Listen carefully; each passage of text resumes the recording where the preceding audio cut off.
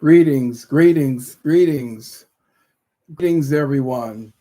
Let's get some people on. It is time for the Dr. Geo White TikTok live, YouTube live discussion on raising boys to be men.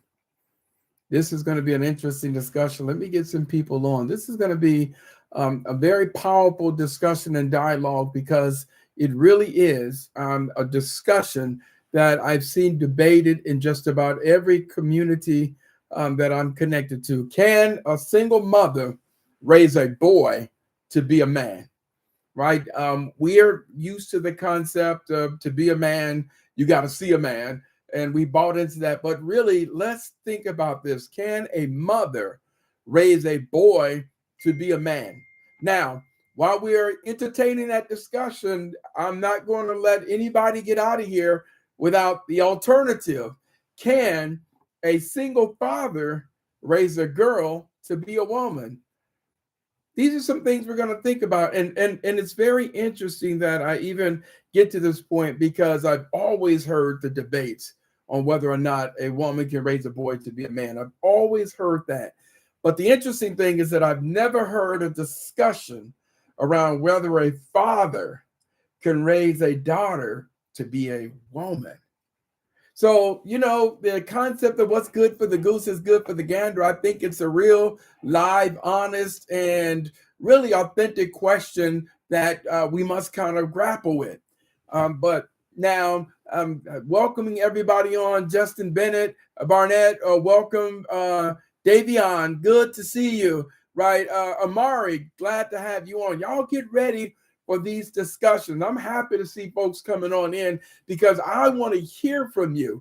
I know there are people that are watching. I know that there may be some single mothers that are on here right now, right? That are on here right now, probably kind of wondering, how does this work or what is this discussion about? So y'all come on in. Dariana, glad to see you. Amari, glad to see you all. Let's jump into this. Now, why did I choose this? And once again, I'm Dr. Gary O. White, and welcome to my TikTok live.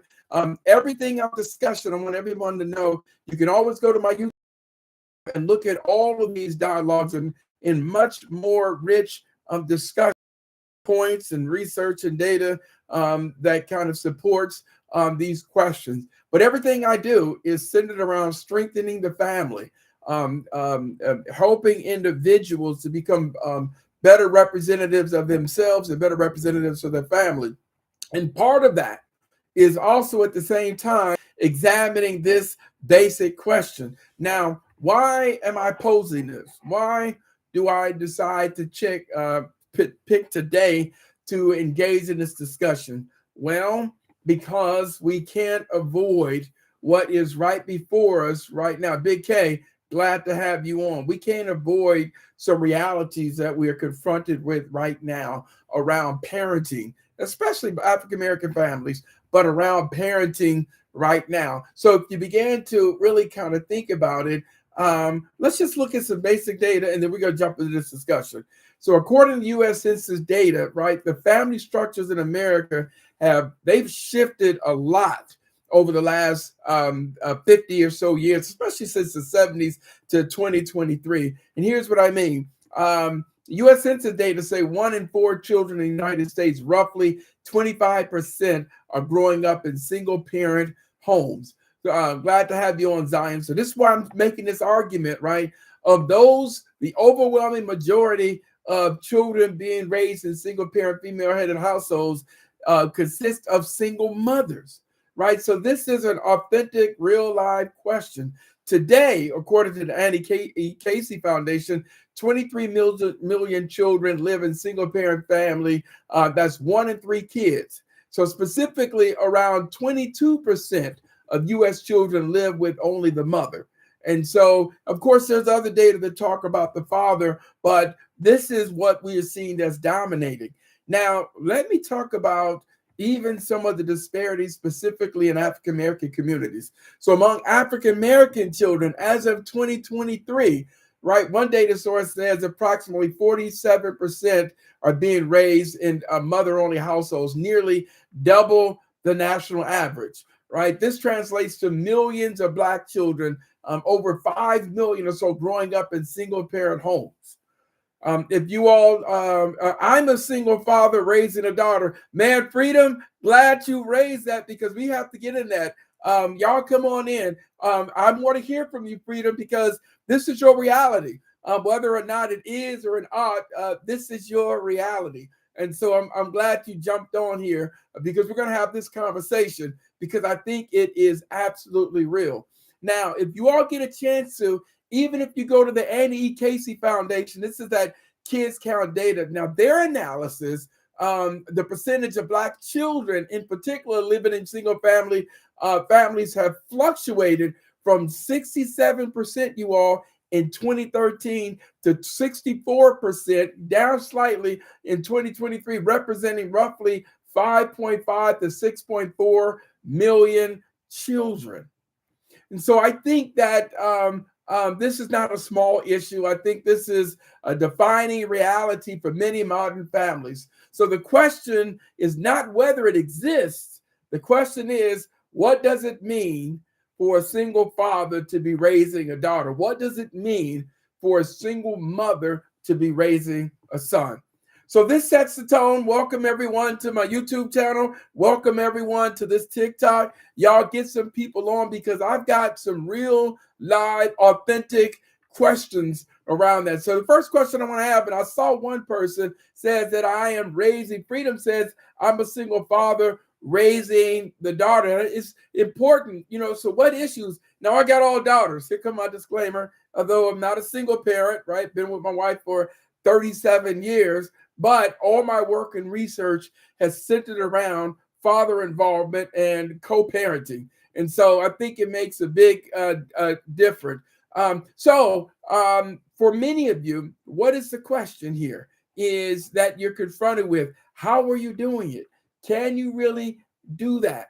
And so I'm going to start this first part of the discussion on what the most common debate has centered around, and that is single mothers raising boys to men.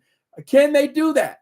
Can they do that? Is it possible? Freedom says, I have full custody since she was 3 years old. Now she's about 21, and next month without no mother involved. And so Freedom, when I get to that point, man, just hang tight because I really want to hear what that experience is like. And Freedom, let me digress before I start talking about the mothers. Let me say this, that we don't give fathers credit. And I'm not saying that dads or moms need bells and whistles or a celebration because they're doing it. Freedom is going to tell you that I'm doing it because it needed to be done. I don't need all the accolades. I know how to do the hair. I've worked with her through her cycle. I get it. I got all daughters. We've seen it. And so I think it's definitely a worthy discussion in this. And so, Emily, I like that. It's important to be spiritually grounded. Certainly one of the hints I'm going to give in this is that what is it that we're teaching? What is it that we're teaching our daughters? What is it that we're teaching our sons when we are the primary caretaker of that? So the first question that I want to pose is, what does it actually mean to raise a boy to a man? Can somebody tell me that? What does it actually mean? When we say raise a boy to a man, what does it actually mean to raise a boy into a man? Right? And I think that's an honest and authentic question, because if we're saying that a mother can't raise a boy to a man, then we must have some understanding of what that means. We must have some working definition of what manhood is. And so what does it really mean to raise a boy to be a man? I'd love to hear some of that discussion and dialogue. And I'm going to tell you, I'm going to be honest with you all. I have some very specific, concrete characteristics that I think are critical to the raising process, right? So, but what does it mean to raise a boy to a man? Or here's a better question. What is a man? All right. So Emily says, raising a boy, it means to prepare a man to lead a home sacrificially, not aggressively. Damn. I love that. Y'all better pay attention to what Emily said. Sacrificially, not aggressively. You know what, Emily? I'm going to use that because I think that really, I don't want people to miss what that really means, because a lot of times, even men, we hold ourselves out for being head of household, and we take that strong stance. But are you willing to make the sacrifices? That's what Emily's getting at. Emily, absolutely great point. It's about making the sacrifices and putting your family first. But also, y'all help me. I like that. Thank you very much, Emily. Anyone else? What does it actually mean to raise a boy to be a man? Right? We have to look at that. And of course, you're more than welcome to address the other question of what is a man? Right? We are making these arguments, but we have to see and really kind of jump into it.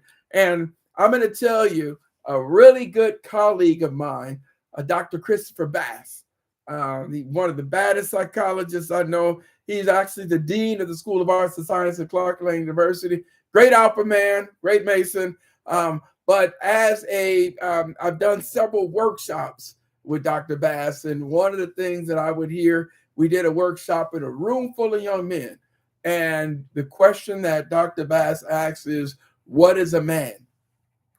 And I could take this time and pose that question to you all around, what is a man? And I'm going to probably get the same type of responses that Dr. Bass and I so frequently get. You know, head of household, take care of the family, all those wonderful things. And what I typically counter is well, I've seen mothers do that. To be head of the household, make sure the bills are out. Well, mothers do that. So what is a man? So it becomes very challenging when you ask a group of young people to really jump in and identify that. So you all, I'll bring some people on because I want to hear your thoughts. Is what does it actually mean to raise a boy to a man? Freedom said, well, I have to go right now, but stop. I appreciate you, Freedom. I'm gonna represent your perspective well, brother. I appreciate you. I'm gonna make sure that I certainly bring that in when we start talking about that boyhood. When we flip that and talk about fathers raising the daughters, but really, this piece of raising boys to men we're thinking about tasks.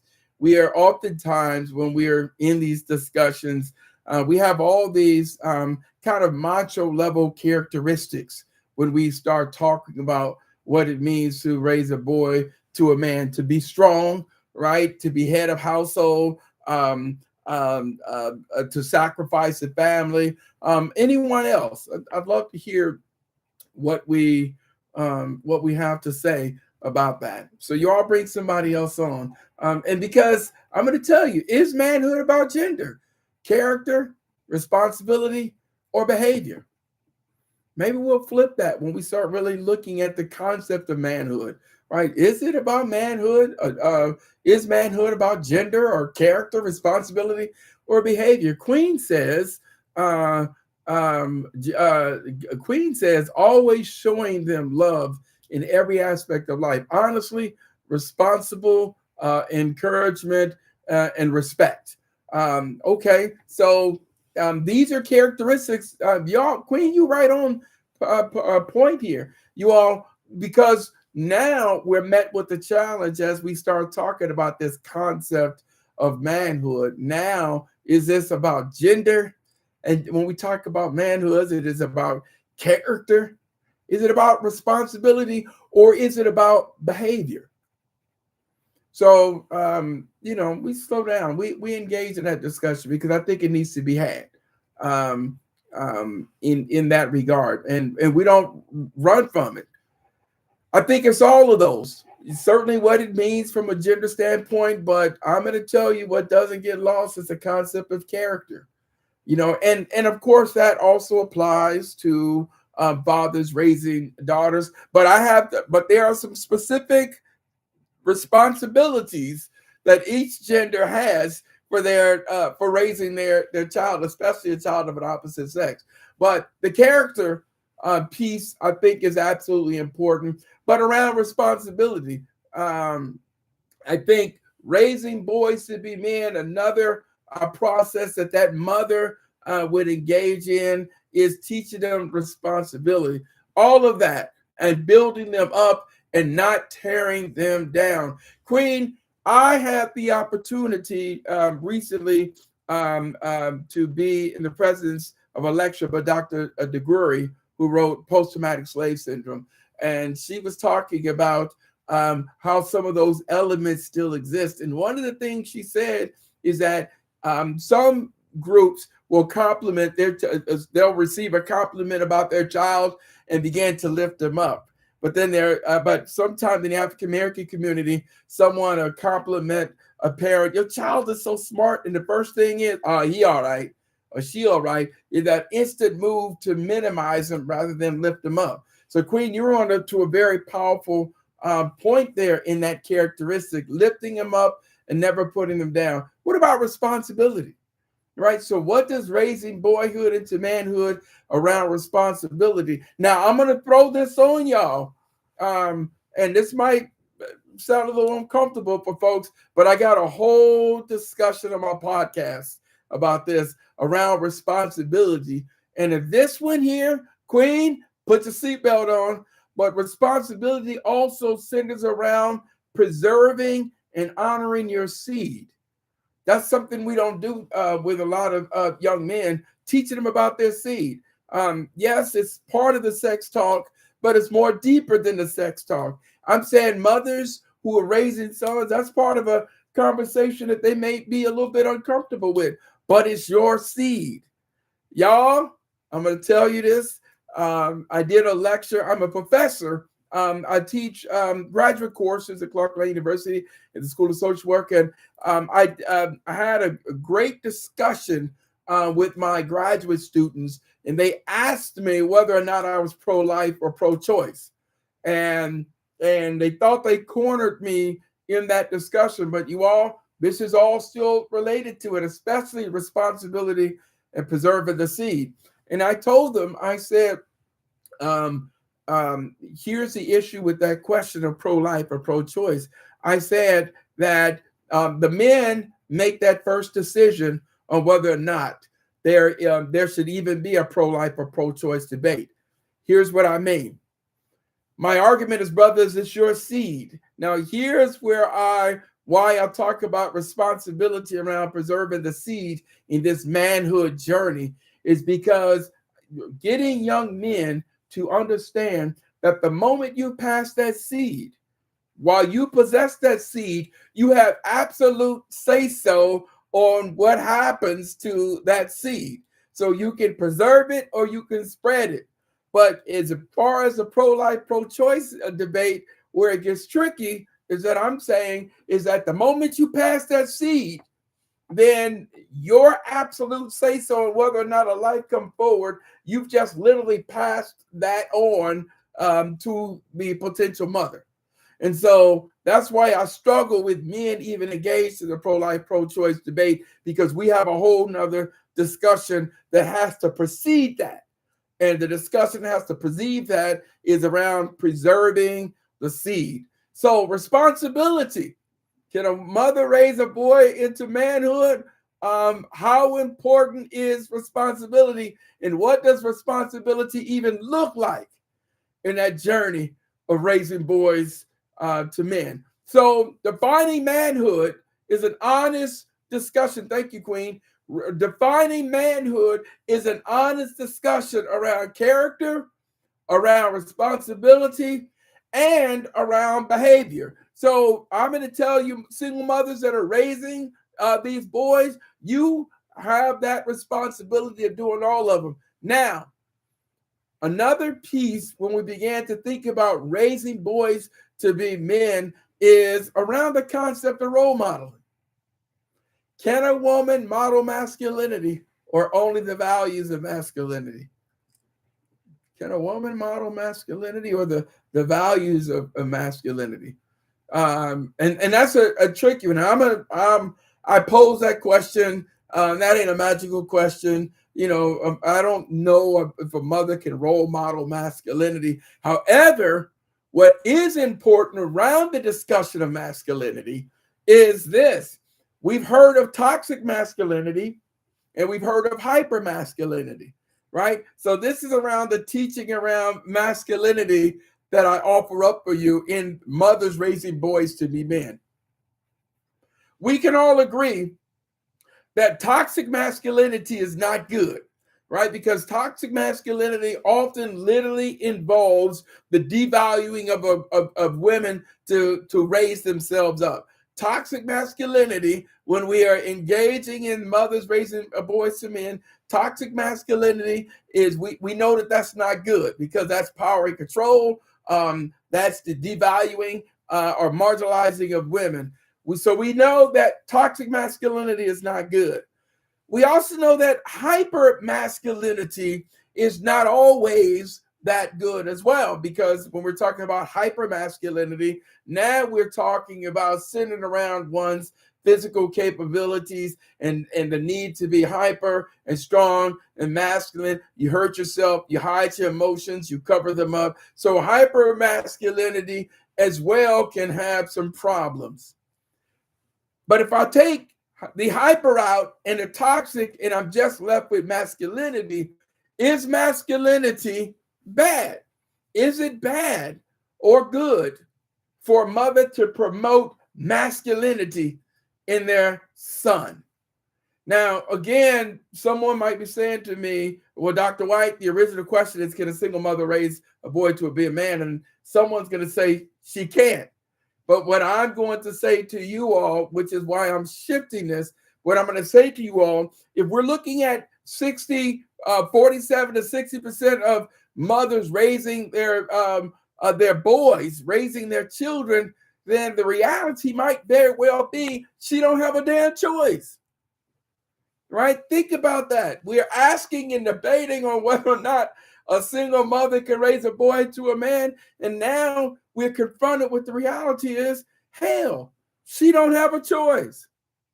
So if she doesn't have a choice, then we have to switch and begin to engage in a dialogue. Well, then what does it look like, right? So what does it really play? What role does she really play in the character development, in the behavior, in those pieces? So y'all can argue with me, brothers, especially on here. Y'all can argue with me if you want, but based off the data, a number of y'all were raised by your mother as well.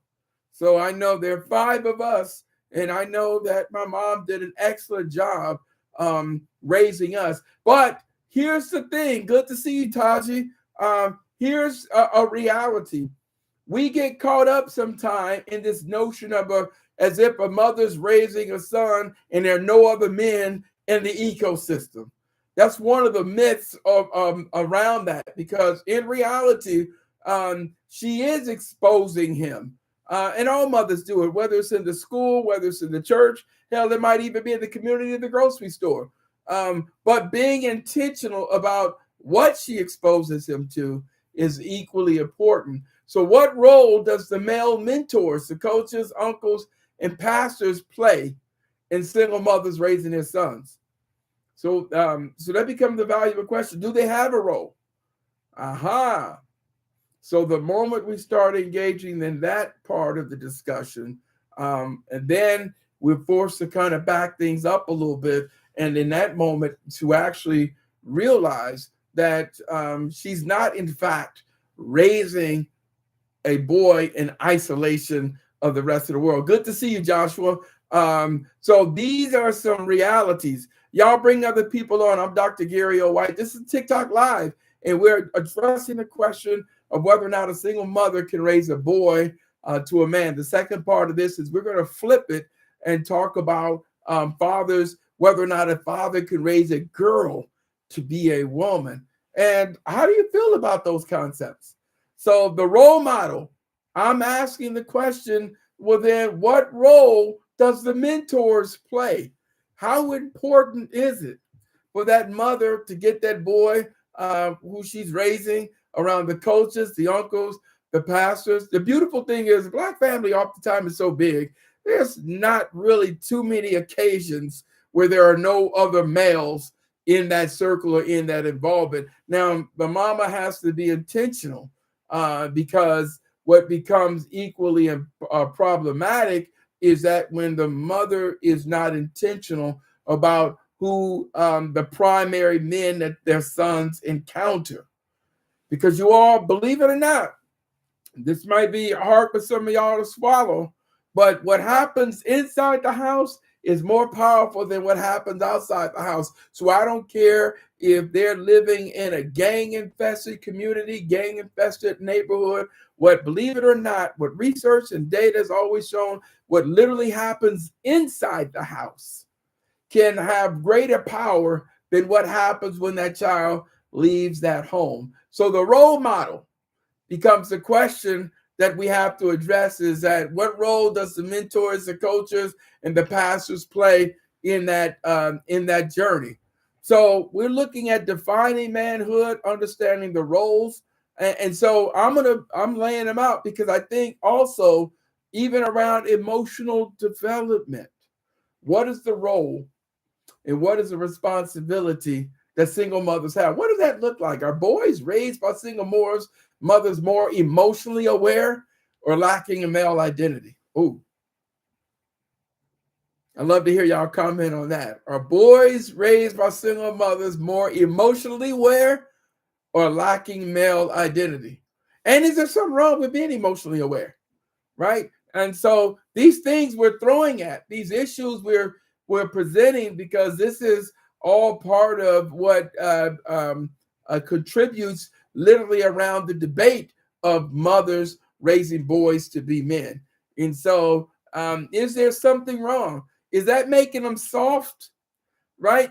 There's that masculinity piece. Is it making boys soft when we teach them to understand and be in tune with their emotions?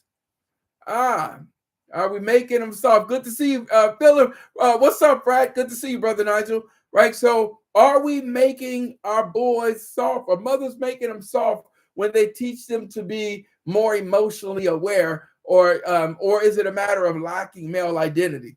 So these are real questions that I love to hear. Single mothers raising boys to men. Again, y'all, we ready to flip this because we got to have some understanding about the role of fathers raising sons. So Queen says no, absolutely not.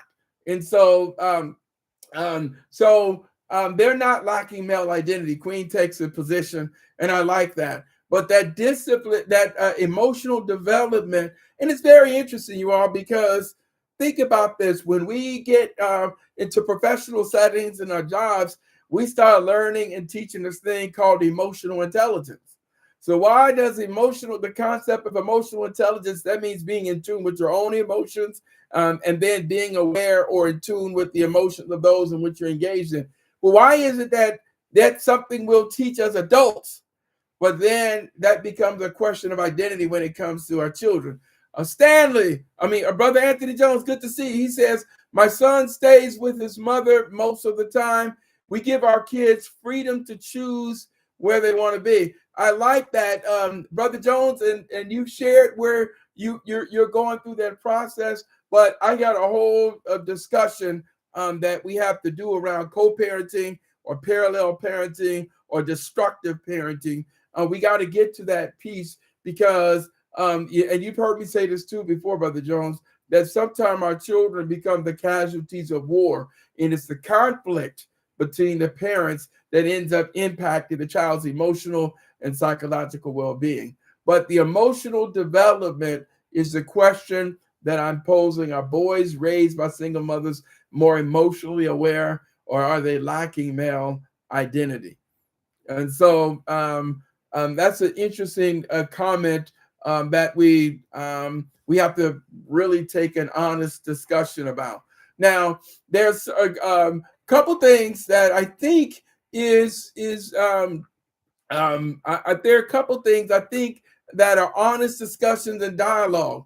I'm going to switch it up a little bit because I don't want us to get lost in this discussion of whether or not mothers can raise boys into men. And I'm going to say, of course, dads are going to be bad. Well, yeah, Anthony. The reality is that fathers and mothers, they do parent differently, and not one is necessarily more right or more wrong than the other. That's one of the things that we do see where issues kick in. Fathers are more likely, even with their own daughters, fathers are more likely to be a little rougher engaged, play a little harder. And believe it or not, even the daughters engage and they see the benefit of it as well.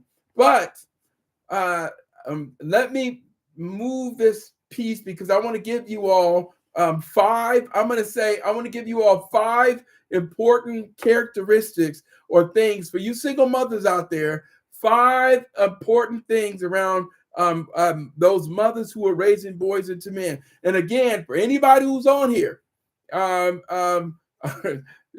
Queen said there are many tough mothers who will get the necessary job done. I can tell y'all about a lady who's about 5'4" in Richmond, California, named Essie, who raised four boys and one girl. That's my mama, y'all. She 86 and she still make us move.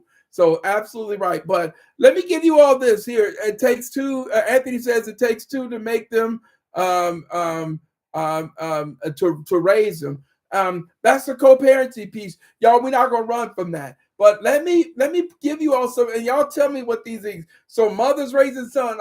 I think number one, right? I think number one, we have to. A mother has to teach emotional intelligence, not suppression, right? So here's the first little piece here, right? A mother has to begin to teach the son emotional intelligence, right? Helping him understand the strengths that include vulnerability and giving him permission to feel, express, and process emotions in a healthy way, right? Now, I'm going to tell you, dads, for some of y'all who might be looking at this, before you pick up them stones and start throwing them, let me just say this very quickly, all right? So some fathers might take a issue a little bit about promoting vulnerability and giving them permission to feel and express and process their emotions. Y'all got to understand that dads, and I'm guilty of this, when it come to my girls, I'm going to tell you, well, they're grown women now, but when they were girls, I'm going to tell you this right now, having them cry, it did something to me. And so some of this can be conflictual, but teaching emotional intelligence, not suppression. And I'm going to say this, there are so many boys who have become men who suppress their emotions, right? They're more in tune with anger, but they have been socialized to hold it in. But that's why sometimes we'll see that while women may explode, meaning go to F off and articulate and express their frustration and maybe even act it out, men tend to implode. And the implosion can be far more damaging, you all, because the implosion can result in having all kind of physical issues, high blood pressure, headaches, all kind of other issues. Anthony said, yes, sir. What's wrong, Dad? Will fix it for the daughter and tell the son to fix it. Anthony, you're right. So what y'all just saw Anthony say there is that when it comes to fathers, when it comes to the daughters, oh my God, we gonna jump in, we gonna fix it. But then we tell our sons, you got to figure that out, right? And so so we see that Queen says because some of them are tough, are taught that men don't cry. You're absolutely right. And so that's the emotional intelligence of teaching our sons. And believe me, for you mothers that are raising boys into manhood, the reason why this is so important is because there's nothing worse than a broken brother who has now become a man and does not know how to express his emotions or to act them out because he's never been taught that. Queen says you got to be tough. I didn't see the rest of that. So teaching emotional intelligence, not suppression. Watch this. Model respect for women through herself. Right? Model respect for women through their self. Y'all, my big brother done joined up. What's going on, Bob? So the second important piece of single mothers raising sons and what that looks like. And y'all, this is a tricky one. Queen, I might want to hear your response on this, but one of the important things that a mother has to do when raising her son is model respect for women through herself.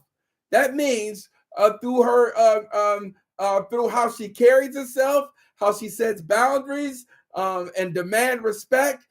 She shapes how he will treat women in his life. Now, mamas, I'm going to tell y'all this right now. If you're raising a son who has become accustomed to watching his mama get cussed out, watching his mama get called names, he's learned that he's learned to normalize conflict in the form of name calling, then you can't be shocked when some girl comes to you and say, Miss So-and-so, can I talk with you? Your son called me a bitch, right? So mamas, I'm going to tell you, you have to model respect for women through yourself. So how you carry yourself, how you set the boundaries, the demand for respect. Let me say that again, mamas. The demand for respect that you have for the men that enter and move through your life shapes how he will treat women in his life. So yes, on number 3, when it comes to mothers raising boys to men, I'm going to tell y'all right now, mamas, they learn so much from what they see in your interaction with the men in your life, far more than what you say. Queen says, he may be doing the same thing later. Yes, model it. You're absolutely right. It's almost predictable. I run a family violence intervention program here in the state of Georgia. That means these are men who are court ordered to participate in my class from 9:30 to 11 o'clock a.m. every morning for 24 weeks. And I'm going to tell you right now, when I began to ask the questions during the initial intake about whether or not they saw domestic violence in their home, or whether or not what they saw in terms of how their mother engaged and with men, particularly around conflict, y'all, this shouldn't come as a surprise. An overwhelming number of men will begin to tell what they witnessed in their mother's interaction. I run a class for women on Friday evenings, and it's a similar discussion, right? So model the respect for women through herself. Here's the third recommendation for mothers that are raising boys to be men. These are things I'm saying, mamas, y'all got to do, right? Instills accountability and character. Now, this one here, let me say this. So she holds him responsible for his actions, teaching integrity, honesty, and the importance of doing what's right, even when it's hard. Now, right here, Queen, let me hear your point on this one here. Anthony, I got to hear your point on this one here. Bobby, y'all get ready on this one here, right? Instills accountability and character. So here's one of the mistakes, mamas, that some of y'all make when raising your boys. When your son has wronged someone, especially a young lady, and that young lady comes to you and tells you what your son has done, and you know what he has done is wrong, but then you go and move toward defending him or minimizing the actions, that becomes problematic. However, on the flip side, when someone does your son wrong, what do you want? Justice. And when you want it, now. So when I say instills accountability and character, I'm going to add this little piece here about being consistent when it comes to instilling accountability and character and responsibility. So she holds him accountable for his actions, teaching integrity, honesty, and the importance of doing what's wrong and right. I can tell y'all this, and I got my big brother on here who I see is watching. I can tell y'all this right now. growing up, if a woman complained about something that one of my mother's sons did, hell, my mother would go off on us. And we might have found ourselves saying, but mama, let me tell you what she did. My mama didn't want to hear. If the boundary got crossed in the way we talked to the young lady or something associated with the behavior, then we got problems. So when I'm talking about instills accountability and character, what I'm telling you all is consistently, right? And so holding responsible for his actions, teaching integrity, honesty, and the importance of doing what's right, even when it's hard. And I'm going to add one to this, right? I'm going to add one to this. And what I'm going to add to this is that because oftentimes his decisions becomes, that boy in his journey to manhood, his decisions become easily influenced by the men around him. Picking our own switches. Anthony, you're right on point, man. You must have grew up in Richmond, California, man. Absolutely. So number 4, encourages independence while providing support. You all, these are the 5 things I'm pushing before I switch to fathers raising sons. So she holds him responsible for his actions. We got that. But next, encourages independence while providing support, right? So she prepares him to stand on his own. So again, mamas, I'm going to be honest with you.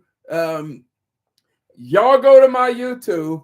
I have a whole discussion about, and y'all hear me very well. I got an entire discussion about hobosexuals, right? The different types of hobosexuals. So what is a hobosexual? I'm going to give you a little bit, but y'all go to my YouTube, the Dr. G.O. White Show, and you all look at my expanded discussion around a hobosexual. And I'm going to tell you this right now, is that the encourage of independence, when it goes wrong, right, this is what it looks like. The hobosexual becomes that young man who goes from relationship to relationship, motivated by the opportunity to be able to move in with that woman, to stay with that woman, like a turtle without a shell, and going from shell to shell. And then he takes up the role as if he's the head of the house, but really what it is, he's borrowing her car, he's using her credit, he's not on her lease, right? And so these become the hobosexuals, but they're different types of hobosexuals.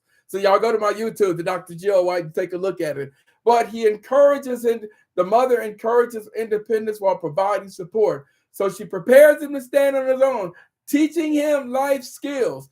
My big brother was still on here. My mother was, I'm 9 years old. My mother used to say, don't no woman want no man who don't know how to wash the dishes.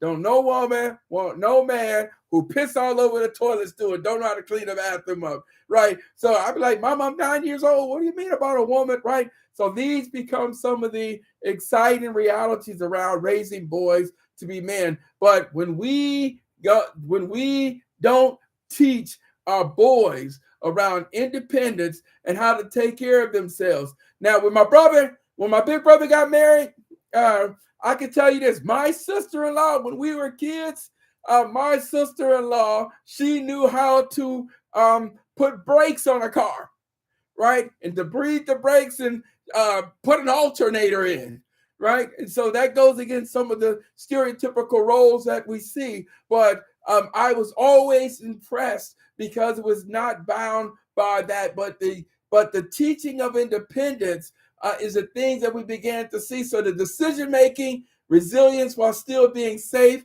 and able to handle things. So that's number 4. And again, moms, I'm pushing that you have to encourage the independence. And y'all, let me throw this little curveball.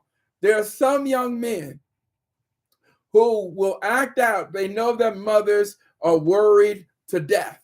And they know that they can make their moms even more worried. And so the moment that a mother sometimes tries to put her foot down, he will act out in a way that will make her worried. And let me tell y'all something. I see this on the college campus quite a bit. You have a young man who doesn't get the money or doesn't get what he wants. He knows that he can worry the daylights out of his mother when she asks how you doing in school, and he don't want to talk about it.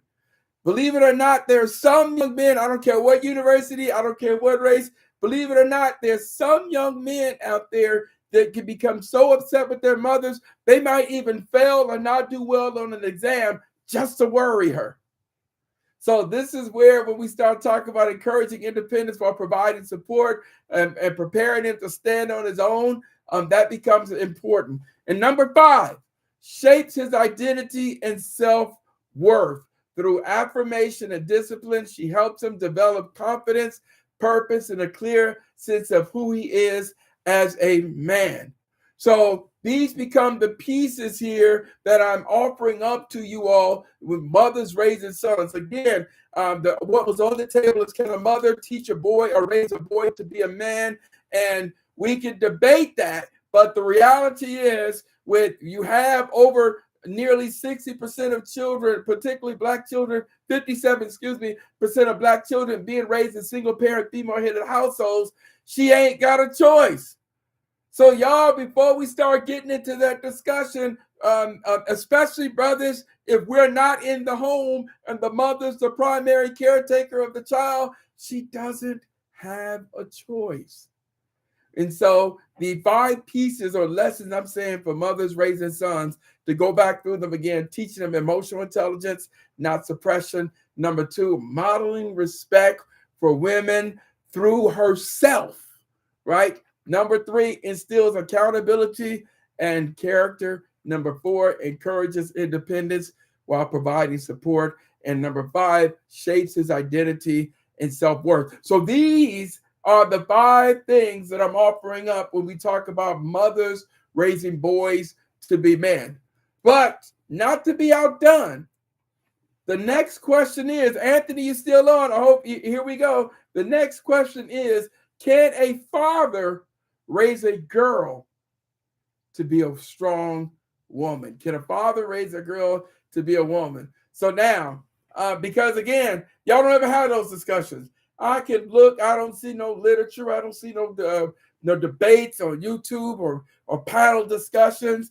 We have this fixation of mothers raising boys to men, but it makes sense that we have this fixation because the significant number of mothers that are doing it by themselves. Now, Anthony, let me throw this in. I think you're going to have an appreciation for this, right?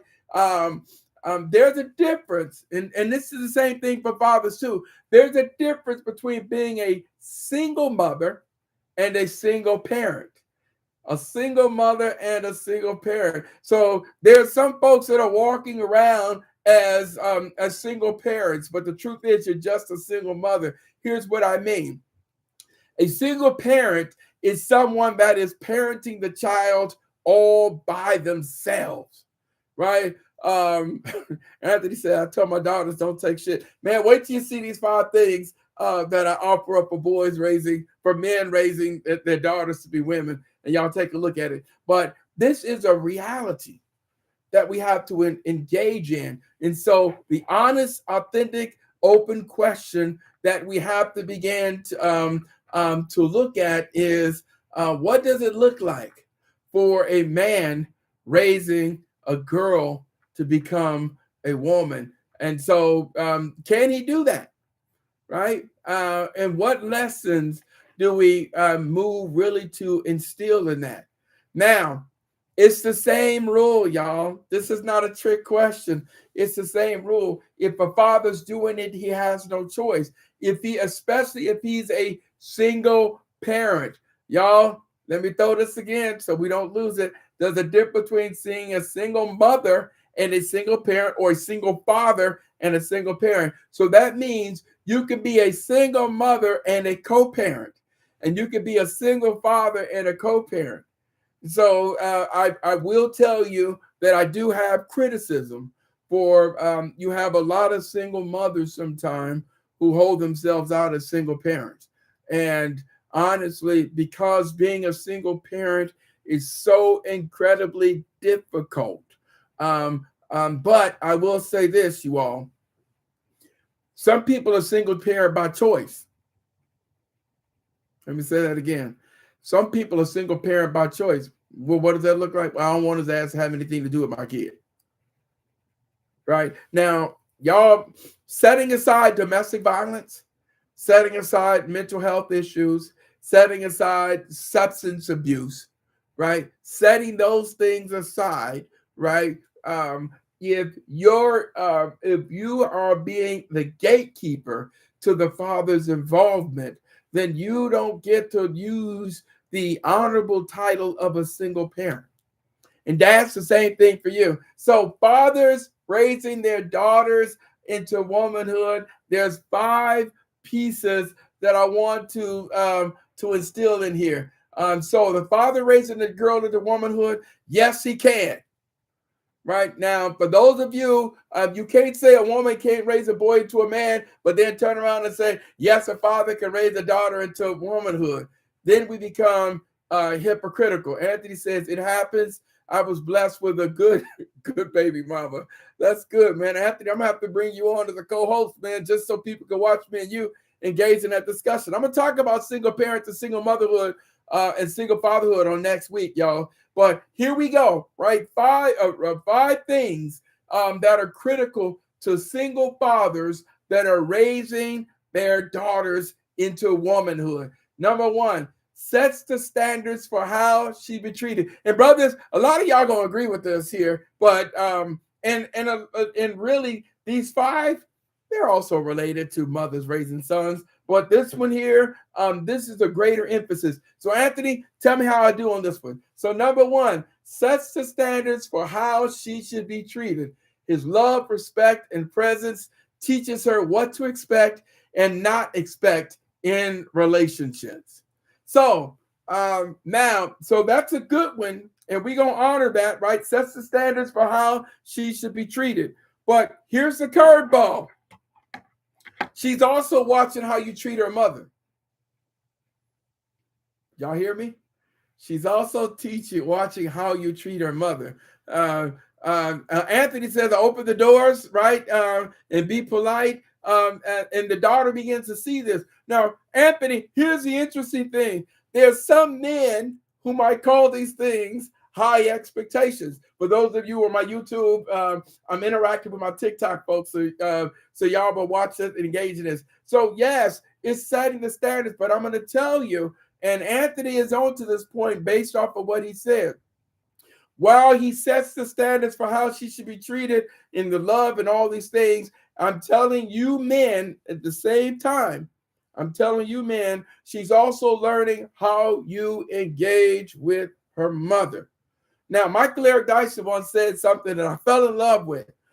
Just on this one point, I think it's important. He said, we love our mothers and daughters, right? We will choke a stick, drown in water when it comes to our mothers and when it comes to our daughters. But what happens in these standard setting, and they don't sometimes become consistent with our behaviors. So that means, brothers, when it comes to your mama and when it comes to your daughter, you ready to die on the throne when it comes to your mother and your daughter. But watch this, y'all. Here we go. But we do not see our mothers and our daughters as someone's wife and girlfriend.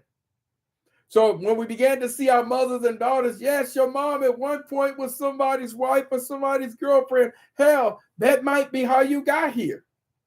So when we have to reconcile the fact that our mothers and daughters is somebody's wife and girlfriend, and brothers, heavens forbid, in your journey of raising your daughter into womanhood, that is a reality too, that some of us will really struggle with the concept of our mothers or our daughters being somebody's not just girlfriend and wife, but then being somebody's side piece. That's the diagonal one there, right? So mother and daughter is the vertical, right? Wife and girlfriend is the horizontal, but your mom or your daughter is somebody's side piece. Oh, then that shit gets a little funky. But yes. So when we start talking about this first one, set the standards for how she should be treated, is recognizing, understanding all of those are critical. Number 2, for fathers that are primarily raising their daughters into the journey of womanhood. Again, y'all, I said some of them may have no choice. They have no choice, right? Affirm her worth beyond appearance. Now, this one here, I think a lot of fathers, particularly Black fathers, we get this really good. Affirm her worth beyond her appearance, reinforces her value, reinforcing that her value lies in her mind, her character, and ability, and not just how she looks. Now, this one, gentlemen, for you fathers raising these daughters, this here becomes a very difficult one, especially by the time she begins to approach middle school. Because the reality is, especially at that, they become aware of their own body, and really in elementary school, towards the end of elementary school, then they become aware of their body makeup, right? And so because girls develop far more and much faster than boys, and girls become aware of some of these body differences. And believe it or not, gentlemen, some girls, by the time they get to middle school, they become also aware of which girls are getting the attention from the boys. So fathers raising daughters into womanhood, you got to understand that this is a reality. So we affirming her worth beyond her appearance. I'm going to tell you, for number 2, this is a lot of work, because you are now going to war, right? Daddy love you, baby. You're beautiful, right? And she wants to look at her outfit, and now all of a sudden, and fathers who are raising those daughters into womanhood, you're going to see as they begin to pay more and more attention to their body makeup, especially as some daughters began to develop far more than others, and then they began to get noticed. So Julia and Nathan Hare, right? Julia and Nathan Hare, a psychologist couple out of California, they used to talk about a crisis in Black sexual politics. And embedded in that crisis in Black sexual politics is the attention that if we get it wrong, then girls began to maximize their appearance as bait, and then boys began to maximize his monetary gains as bait. And so affirming her worth beyond her appearance is important. Number 3, for fathers raising daughters to womanhood, encourage strength and confidence. He empowers her to use her voice, take risk, and believe she can navigate what the world has to offer. And so number 4, I think, is absolutely critical in that process. And dads, we're going to provide the protection. We going to sit there and let them handle it. I can tell you, all 3 of my daughters, as adult women, I've watched them deal with it. Daddy right here, I'm in the background, right? I'm like the virus protector in the background. I've always sat and watched, but I let them handle it, right? I'll let them handle it, but I'm very, very clear that in the event that I need to step up, I do. But then they reach a point when you're doing it right, they reach a point and take a stance. And so that becomes number 4. And finally, number 5 here, demonstrate healthy love and boundaries. And so that means through his actions, he models what healthy relationships, communication, and an emotional stability looks like. And so, gentlemen, ladies and gentlemen, those of you who are watching, I'm emphasizing on this particular TikTok the importance of some of these issues of mothers raising boys to men and fathers raising girls into womanhood. So here's my position, and I want to be clear as we begin to close out here in these final minutes, that if the father is not in the home, the mother does not have the luxury or debate. She has the responsibility, right? She must raise that boy, not perfectly, not ideally, but necessarily. So maybe the real question isn't, can she do it? Maybe the real question is, who is helping her to do it? And so, you all engage in this, you all focus on this. I think it's important. As we began to close out, everything I'm sharing with you all, I want you all to focus on, to engage in these 5 things that I've shared with you all. I want to encourage each and every one of you to look into them, have the discussion. Mothers, never let, as Public Enemy once said, never let a man tell you you can't father. And that's my argument. I'm going to stick to it. This is the village. This is what we must take under consideration. And this is our reality.